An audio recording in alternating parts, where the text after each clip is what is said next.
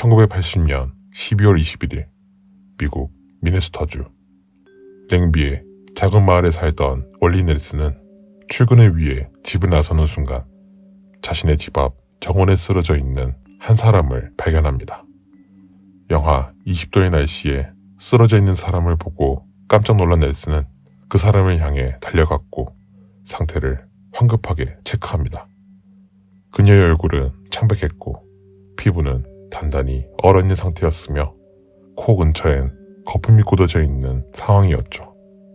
그리고 쓰러져 있던 그 사람은 자신의 이웃인 진 힐리어드라는 것을 알아챕니다. 황급히 진을 근처에 있던 포스턴 병원에 데려간 월리.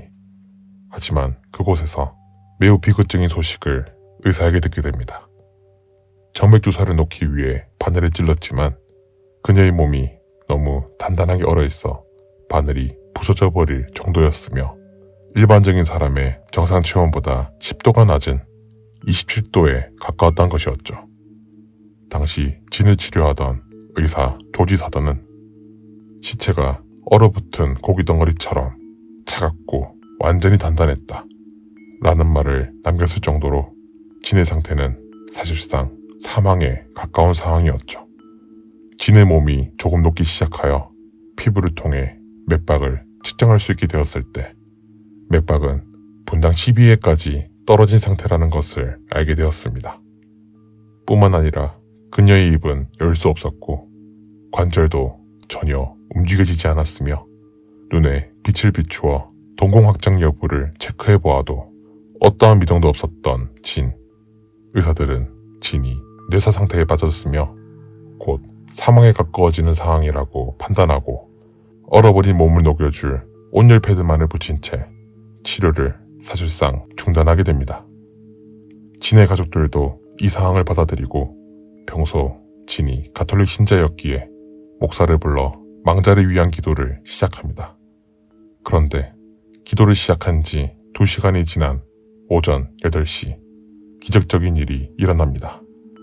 진이 다시 살아나게 된 것입니다.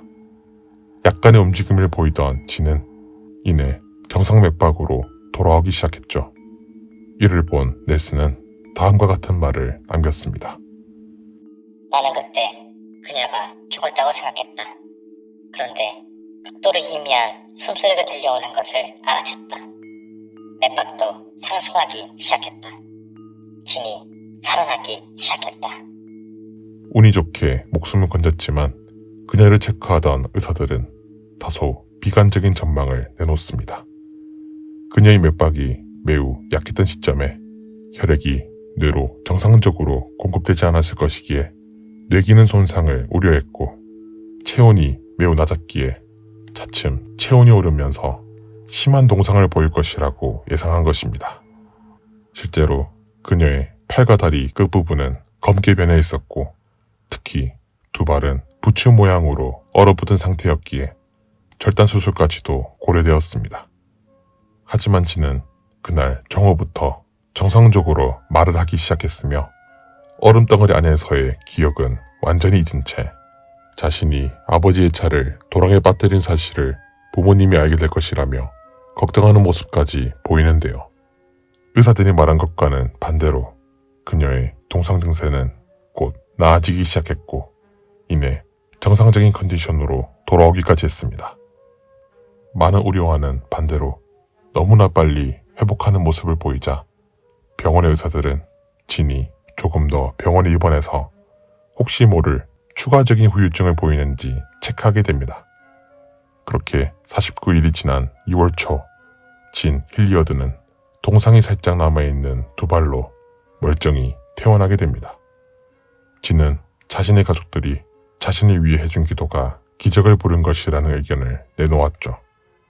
의료계에선 냉동인간이 살아 돌아온 것과 같은 미스터리한 상황을 두고 많은 전문가들이 추측을 내놓습니다. 미네소타 대학 응급의학 교수 데이비드 플러머는 이러한 진의 상황이 동면에 가깝다고 설명합니다. 그는 진의 몸이 완전히 얼어 겉으로 보기엔 얼어붙은 것처럼 보였을 때 사실 진은 동면 상태에 가까웠고 혈액 흐름 또한 느려지며 신체에 산소가 덜 필요한 상태가 된 것이라 설명합니다. 이후 몸이 따뜻해지며 정상 혈류로 돌아올 경우 완전히 회복될 수도 있다는 것이죠. 또 엘빈 메렌디로 교수는 그녀의 몸이 뻣뻣해진 것은 극도로 차가워진 근육의 저항성 때문이며 그녀의 팔다리 온도로 데워진 혈액이 몸을 돌면서 목숨을 건졌을 것이라 보았죠. 이는 저체온증을 보이는 환자의 메커니즘과 흡사하다며 자신만의 분석을 내놓습니다. 몇 학자들은 전날 진이 술을 마셨다는 점을 근거로 알코올 성분 덕분에 그녀의 장기가 얼지 않은 상태로 유지되었을 것이라 분석하기도 했습니다. 하지만 어떠한 가설도 그녀의 생존을 명쾌하게 설명하지 못한 상황. 이런 상황 속에서 1999년 스웨덴에서도 비슷한 사건이 발생합니다. 당시 30살의 안나 보겐홀름은 스키를 타던 중 충돌 사고를 당해 얼어붙은 물속에 빠지게 되었고 얼음 속에서 밖으로 나가는 출구를 찾지 못하게 됩니다. 다행히 에어포켓을 찾아 숨을 쉴 수는 있었지만 자그마치 80분이나 얼음 물속에 갇히게 된 안나. 발견 당시 그녀의 체온은 13.7도였습니다. 이후 대학병원으로 후송되어 9시간 동안 수술을 받았고 사고 2주 후에 깨어난 그녀는 이후 2달 동안 병원에서 시간을 보낸 뒤 정상적으로 퇴원하였죠. 이에 오슬로 국립병원의 교수인 피터 스틴 교수는 그녀의 몸이 얼었을 당시 신진대사가 매우 느려지고 따라서 몸의 조직이 적은 양의 산소를 필요로 했을 것이라는 분석을 내놓으며 사실상 동면설을 지지하기도 했습니다. 하지만 인간 동면은 이론적으로만 가능할 뿐 뇌손상 없이 완전히 멀쩡한 상태로 회복한 부분에 대한 설명은 충분하지 않은 상황입니다. 영하의 날씨에서 죽었다가 살아난 두 여자 이야기에 대한 여러분의 의견은 어떠신가요? 그녀들이 살아날 수 있었던 원인은 지금도 추측만 있을 뿐 불가사의로 남아있는데요. 정말 그녀들은 동면 상태에 빠져 살아남은 인간 동면의 증인일까요? 그렇다면 기존 냉동 인간과 달리 혈액이 그대로 남은 상태에서 무사히 생존 가능했던 이유는 무엇일까요? 블랙페퍼의 미스터리 이야기는 계속됩니다.